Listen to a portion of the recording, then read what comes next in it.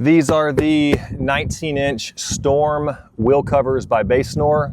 We're going to unbox them. We're going to throw them on. We're going to take it from start to finish. I don't expect this to be difficult. I do have a pair of scissors that will help, and I do have a little screwdriver so we can get these caps off the wheel. But other than that, I think it's just going to be our hands and our brain. I'm pretty sure we can do this. Come on.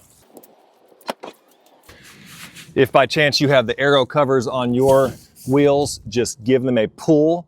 If it's tight, just pull on one side, pull on the other. They'll come off, they won't break, don't worry about it. But that's how you get those off. All right, let's start with the unboxing here.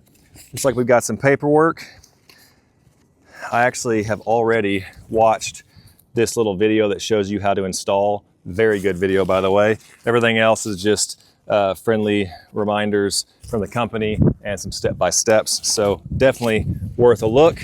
We're gonna pull these out and I'll show you exactly what comes in the box.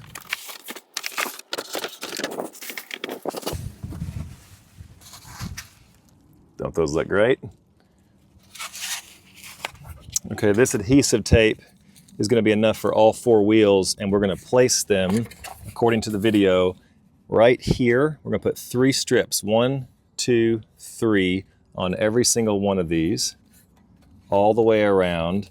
So after doing a whole bunch of these sets of 3, kind of wasting some along the way, here's what I found to be most effective.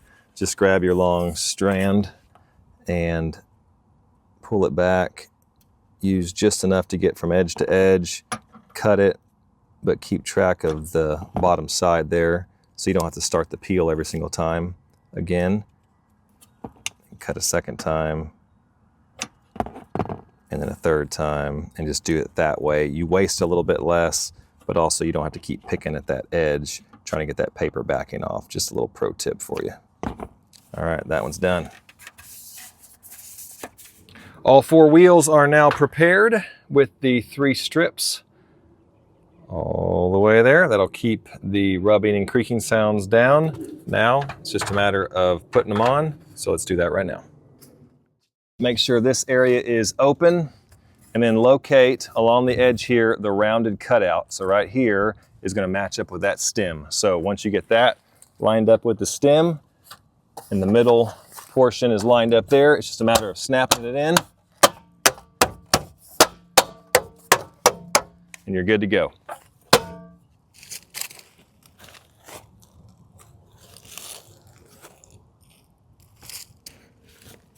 All right, now let's match that up 4 more times. There's the rounded portion, there's the stem, and then just give it a nice little pat.